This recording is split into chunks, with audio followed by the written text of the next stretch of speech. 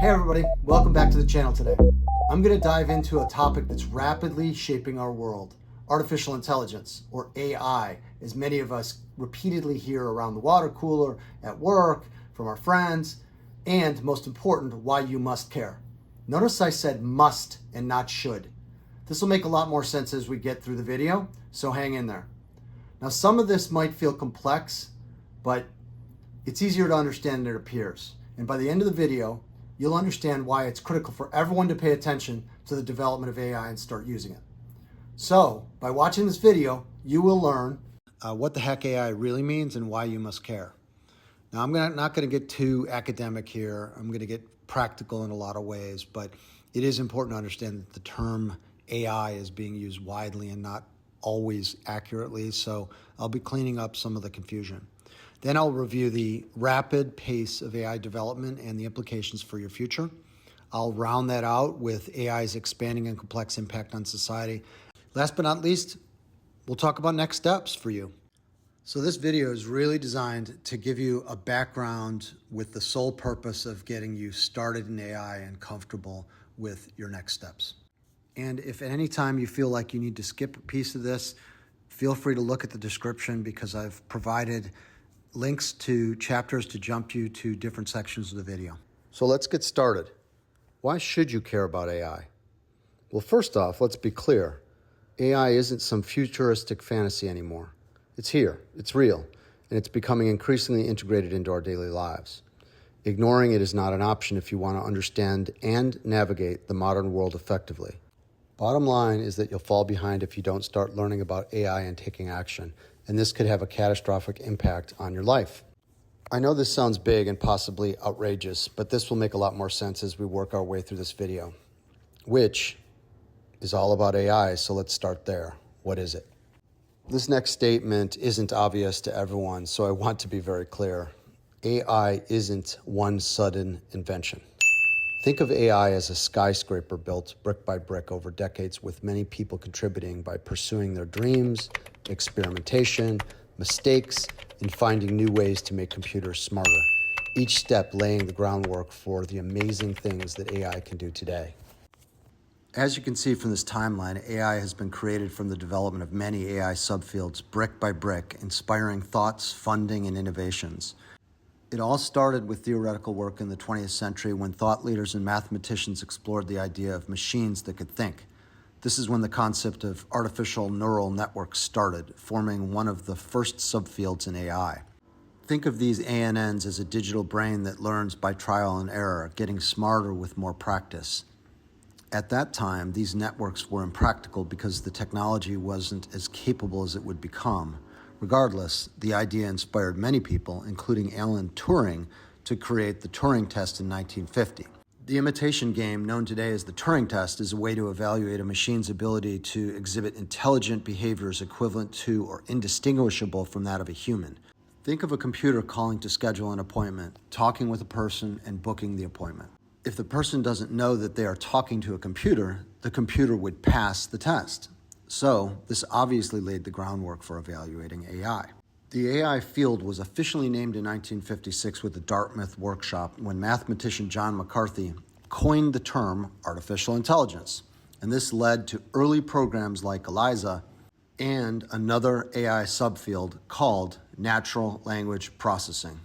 I'm not going to talk a lot about NLP or natural language processing, but it's important to know what this means. Until NLP started, computers spoke a different language. They, our computers, understood code, a very precise and structured language with exact rules. This is unlike our natural language, English, Spanish, whatever it is. These languages are messy and full of ambiguity, sarcasm, humor, context, grammatical errors, slang, and different ways of saying the same things. So if computers are literal, that means they do exactly what you tell them. No more, no less.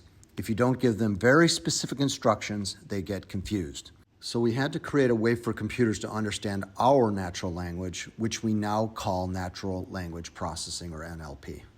Around the same time NLP was emerging in the 1960s, we learned about the first industrial robot called Unimate, used in General Motors assembly line. While not intelligent in the modern AI sense, it was the birth of another subfield, industrial robots, taking a step toward automation and machines performing complex tasks. Next were key advances in the development of systems that mimicked experts, and that was followed by Connectionism in the 1980s, focusing on artificial neural networks again, but this time drawing inspiration from the structure and function of the human brain, particularly how neurons are interconnected and communicate. And as the science behind pattern recognition and learning through connections advanced, we also saw the internet grow rapidly, causing an explosion of data and providing the fuel for advances in machine learning, another AI subfield. Now, machine learning involves teaching a computer by showing it many examples, so it learns on its own. For example, if you show it many pictures of cats, it eventually knows what a cat looks like. So machine learning really took off in areas it was effective, like spam filtering, recommendation systems like those used by Amazon and Netflix, and early image recognition. During this period, we witnessed IBM's Deep Blue defeating world chess champion Garry Kasparov, showcasing AI's ability in strategic games, and we saw the launch of Roomba in 2002, a robotic vacuum cleaner, which became well known for constantly mapping homes and knowing where to vacuum. Now, the decade that started in 2010 saw a deep learning revolution driven by computer graphics processing units, or GPUs, and big data, enabling breakthroughs in speech image recognition like Siri and Alexa, and natural language processing GPTs, advanced AI models designed to understand and generate human-like text. These models were possible because of another AI subfield called large language models, or LLMs. Think of LLMs as super smart parrots that have read the internet and learned to understand and generate human-like text by predicting what words come next. This is why you'll hear the term generative AI. Apps that use LLMs can write, translate, summarize, and chat, but don't truly understand like humans. Their power comes from the massive amount of text they've learned, and they have truly revolutionized natural language processing, helping to create sophisticated generative AI apps like DALL-E and ChatGPT, and marking AI's leap from theory to reality. And now AI is becoming increasingly integrated into everyday applications, from smartphone assistants and navigation apps to facial recognition, kitchen appliances, healthcare imaging technologies, automobiles, personalized advertisement, and so much more. Going back to the question that started this, what is AI? You can now see that it is all of this: the artificial neural networks, natural language processing, traditional software, robotics, and machine learning.